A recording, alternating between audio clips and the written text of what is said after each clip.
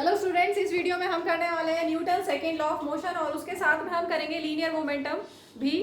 तो पहले second law of motion की डेफिनेशन देख लीजिए। It states that rate of change of momentum of an object is directly proportional to the applied unbalanced force in the direction of force. इसको हम एक detail में समझेंगे इस वीडियो में, तो टेक्स्ट बुक से समझते हैं। The first law of motion indicates that when an unbalanced external force acts on an object its velocity changes। तो पहले हम देखें कि फर्स्ट लॉ क्या था। फर्स्ट लॉ था लॉ ऑफ इनर्शिया। अगर कोई ऑब्जेक्ट रेस्ट पे हो तो it will continue to be in state of rest. अगर कोई ऑब्जेक्ट मोशन में है तो it continues to be in state of motion unless an external force is applied on the object. मतलब अगर एक्सटर्नल फोर्स नहीं लग रहा तो ऑब्जेक्ट जिस स्टेट में था उसी स्टेट में रहने की कोशिश करेगा। अगर कोई एक्सटर्नल फोर्स नहीं लग रहा तो अब अगर कोई एक्सटर्नल फोर्स लग रहा है तो क्या होगा। When an unbalanced force acts on the object, external unbalanced force अगर कुछ लग रहा है, अगर वो जीरो नहीं है, अगर फोर्स जीरो नहीं है तो क्या होगा। अगर फोर्स जीरो नहीं है, फोर्स क्या होता है, product of mass and acceleration. Force is product of mass and acceleration. हमने बोला कि फोर्स जीरो नहीं है, ठीक है, इसका मतलब एक्सेलरेशन जीरो नहीं है, क्योंकि मास तो जीरो हो ही नहीं सकता कभी भी। मास किसी भी ऑब्जेक्ट का जीरो नहीं हो सकता। अब हम बोल रहे हैं कि फोर्स जीरो नहीं है तो एक्सेलरेशन भी जीरो नहीं होगा। अगर एक्सेलरेशन जीरो नहीं है मतलब एक्सेलरेशन की कोई वैल्यू है। अगर कोई एक्सेलरेशन है इसका मतलब वेलोसिटी में चेंज है। अगर एक्सेलरेशन है इसका मतलब क्या हुआ, वेलोसिटी में कोई चेंज है, वेलोसिटी डिक्रीज हो रही है या इंक्रीज हो रही है। मतलब अगर कोई फोर्स लग रहा है किसी ऑब्जेक्ट के ऊपर तो वो एक्सेलरेट करेगा या रिटार्डेशन होगी। एक्सेलरेशन हो या रिटार्डेशन हो, दोनों ही केस में उसमें वेलोसिटी चेंज होगी। और वेलोसिटी चेंज होगी मतलब वेलोसिटी इंक्रीज होगी या वेलोसिटी डिक्रीज होगी, ठीक है। We would now like to study how acceleration depends on force. वो एक्चुअल में मैंने बता दिया एक्सेलरेशन फोर्स पे कैसे डिपेंड करती है। Acceleration is directly proportional to force. अगर आप ज़्यादा एक्सेलरेट करोगे मतलब ज़्यादा फोर्स लगा है उस ऑब्जेक्ट के ऊपर। अगर कोई ऑब्जेक्ट ज़्यादा एक्सेलरेट कर रहा है उसके इसका मतलब क्या हुआ, उसके ऊपर हमने ज़्यादा फोर्स लगाया। या आप ऐसा सोचो, जब ज़्यादा फोर्स लगाओगे तब बॉडी ज़्यादा एक्सेलरेट करेगी, ठीक है। अब यहाँ पर कुछ observations from our everyday life यहाँ पे लिए हैं, कुछ एग्जाम्पल लिए हैं, उनको हम समझते हैं। During the game of table tennis. Table tennis की बॉल लाइट वेट होती है, छोटी सी। If the ball hits a player तो क्या होगा, it does not hurt him. यहाँ पर उसका मास कम है। टेबल टेनिस की बॉल का मास कम है, उससे हर्ट नहीं होगा, उसका इम्पैक्ट कम होगा।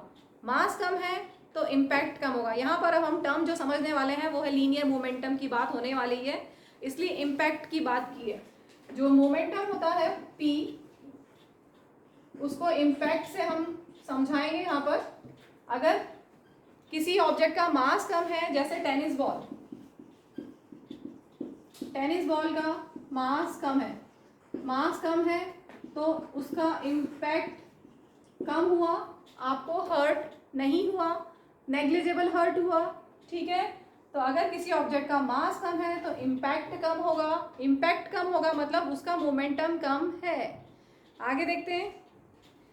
When a fast moving cricket ball hits a Spectator, क्या होगा, फास्ट मूविंग क्रिकेट बॉल, उसकी वेलोसिटी ज़्यादा है, ठीक है। वेलोसिटी ज़्यादा है तो क्या हुआ, इट में हर्ट द स्पेक्टेटर। मतलब अगर वेलोसिटी ज़्यादा हुई तो इम्पैक्ट ज़्यादा होगा।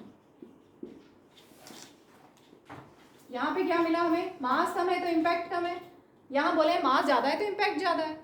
यहाँ पे हमें मिला वेलोसिटी ज़्यादा है, इम्पैक्ट ज़्यादा है। इसका मतलब जो इम्पैक्ट हम बोल रहे हैं, जो असर आ रहा है ऑब्जेक्ट के ऊपर, किसी ऑब्जेक्ट का, वो कैसा है, मास पे डिपेंड करता है और वेलोसिटी पे डिपेंड करता है।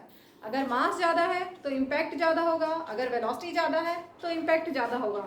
और वो ये इम्पैक्ट है वो क्या होता है, वो होता है momentum. That means momentum mass और वेलोसिटी पे डिपेंड करता है। कैसे डिपेंड करता है, उसका फॉर्मूला है mv। Momentum is product of mass and velocity. आगे देखते हैं। A truck at rest does not require any attention when parked along a road side. अब अगर ट्रक रेस्ट पे है मतलब उसकी वेलोसिटी जीरो है तो कोई इम्पैक्ट नहीं, कोई मोमेंटम नहीं, उससे कोई टेंशन नहीं।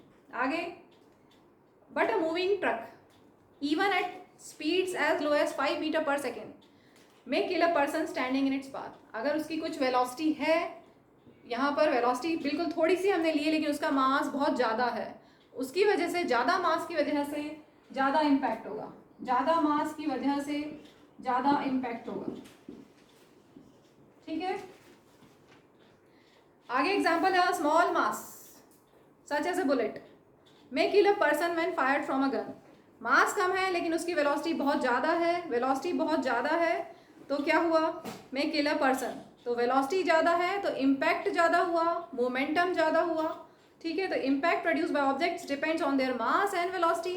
The more the mass more will be impact, the more the velocity more will be impact. Similarly, if an object is to be accelerated, we know that a greater force is required to give a greater velocity.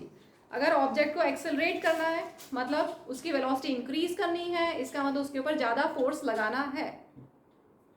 In other words, there appears to exist some quantity of importance that combines the object's mass and velocity, और वो क्या है, मास और velocity को combine करने के लिए है मोमेंटम।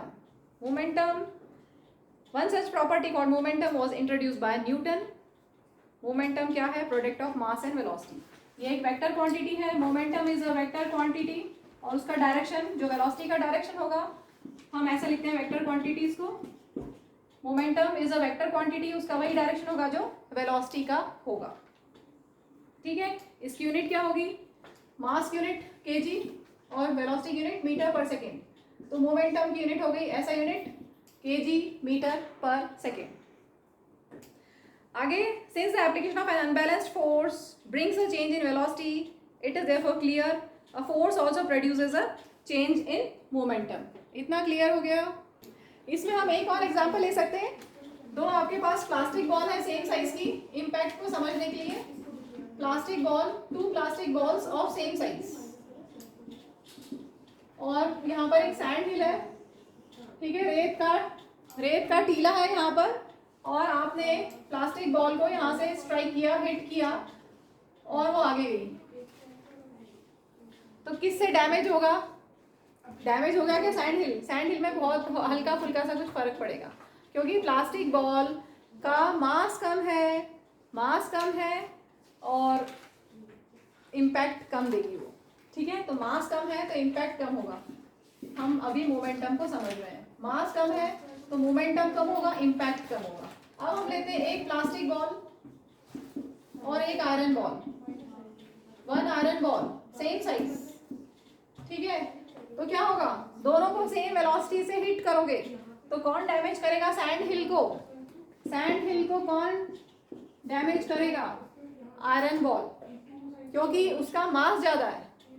हमने बोला कि सेम वेलोसिटी से दोनों को हम हिट कर रहे हैं। ठीक है, तो कौन ज्यादा इम्पैक्ट प्रोड्यूस करेगा, जिसका मास ज्यादा है।